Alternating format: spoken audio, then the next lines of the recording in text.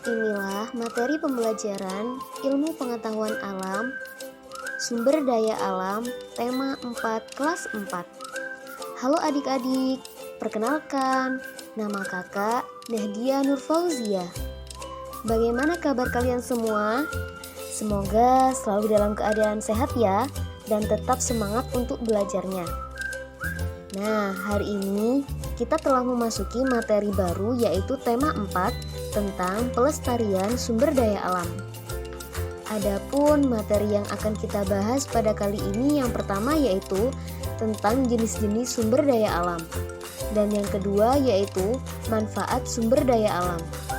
Dan yang ketiga hubungan sumber daya alam dengan teknologi. Nah, materi yang pertama yang akan kita bahas yaitu tentang jenis-jenis sumber daya alam. Berdasarkan jenisnya, sumber daya alam dapat dibedakan menjadi dua. Yang pertama, sumber daya alam hayati dan sumber daya alam non-hayati. Sedangkan berdasarkan ketersediaan di alam sumber daya alam dapat dibedakan menjadi dua juga, yaitu sumber daya alam dapat diperbaharui dan yang kedua, sumber daya alam yang tidak dapat diperbaharui. Nah, apakah yang dimaksud dengan keempat jenis sumber daya alam itu?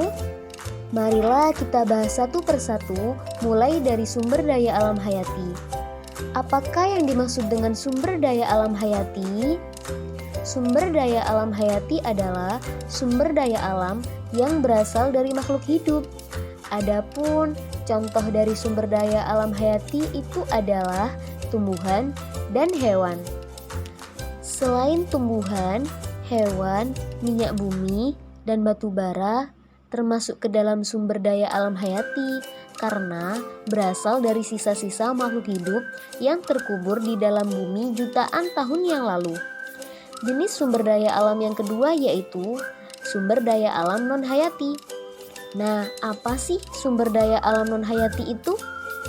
Sumber daya alam non-hayati adalah sumber daya alam yang berasal dari bukan makhluk hidup. Adapun contoh dari sumber daya alam non-hayati yaitu batu, air, dan tanah. Selain ketiga contoh yang ibu sebutkan di atas pada video, itu yaitu ada air, angin, logam, dan emas, perak, juga besi. Jenis sumber daya alam yang ketiga yaitu sumber daya alam yang dapat diperbaharui.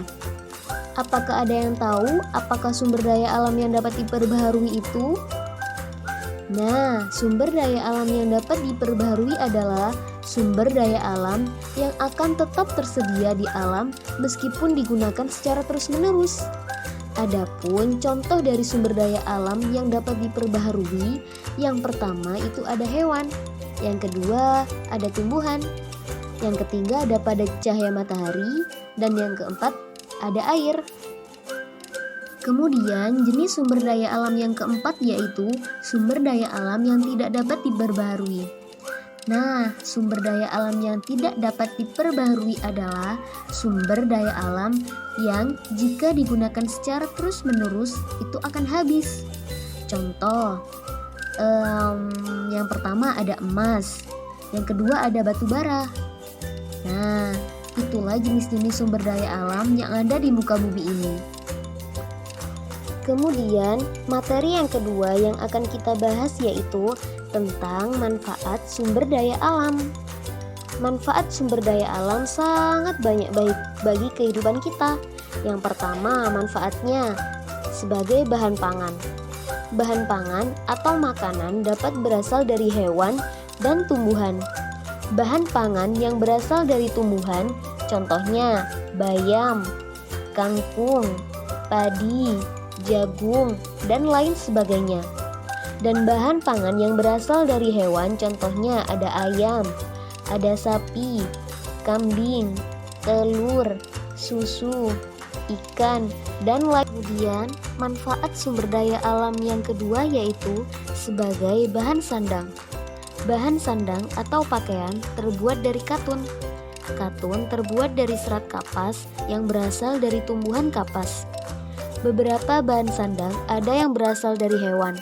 Contohnya, wol berasal dari rambut domba, kain sutra berasal dari ulat sutra, dan kulit hewan itu contohnya ada kulit sapi ataupun kulit ular.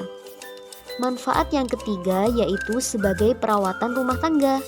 Sumber daya alam kayu dapat digunakan sebagai pintu, meja, lemari, dan sebagainya. Kemudian, karet berasal dari getah pohon karet. Karet biasanya digunakan untuk membuat ban. Dan pada logam, logam ini biasanya digunakan untuk membuat sendok dan garpu. Kemudian, manfaat sumber daya alam yang keempat yaitu sebagai produk kesehatan dan perawatan tubuh. Jamu termasuk obat tradisional. Jamu terbuat dari jahe, kunyit, kumis kucing, dan mengkudu.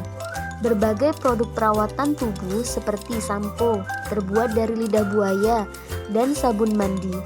Biasanya dibuat dari sari bunga mawar. Kemudian manfaat yang kelima yaitu sebagai bahan bangunan. Bahan bangunan seperti semen, pasir, genteng, dan batu bara. Bahan-bahan tersebut diantaranya terbuat dari tanah liat dan hancuran bebatuan. Kemudian manfaat yang keenam yaitu sebagai sumber energi. Sumber daya alam dapat dimanfaatkan sebagai sumber energi, misalnya air, angin, dan matahari dapat kita gunakan sebagai pembangkit listrik. Beberapa jenis bahan bakar dapat terbuat dari tumbuhan dan hewan, seperti biodiesel dan biotenol berasal dari tumbuhan, dan biogas berasal dari kotoran hewan. Dan manfaat yang terakhir yaitu sebagai tempat rekreasi. Kenampakan alam seperti gunung, sungai, danau, dan laut, keindahan alamnya dapat kita manfaatkan sebagai tempat rekreasi. Nah, itulah beberapa manfaat sumber daya alam bagi kehidupan manusia. Materi yang terakhir yang akan kita bahas yaitu tentang hubungan sumber daya alam dengan teknologi. Salah satu contohnya yang Ibu sudah gunakan di sini adalah bagaimana proses kertas yang berasal dari kayu. Nah, kalian bisa perhatikan pada gambar di sini. Nah, Ibu sudah menyediakan gambar bagaimana proses dari pembuatan kertas yang berasal dari kayu. Mulai dari yang pertama, merupakan kayu gelondongan yang berasal dari pohon. Kemudian yang kedua, kayu gelondongan ini nantinya akan dikupas, kulitnya kemudian dipotong-potong. Setelah menjadi kecil-kecil, potongan-potongan kayu tersebut dicampur dengan bahan kimia menjadi pulp. Pulp itu merupakan bubur kayu. Nah, pencampuran ini menggunakan mesin. Pulp ini dibersihkan dengan bahan pemutih untuk menghasilkan kertas yang berwarna putih.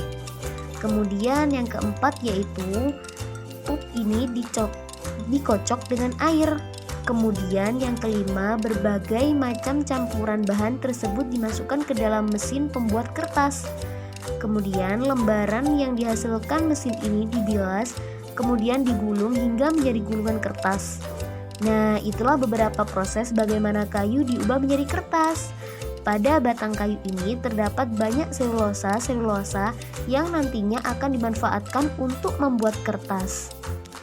Oke, cukup sekian dulu video pembelajaran Ibu kali ini.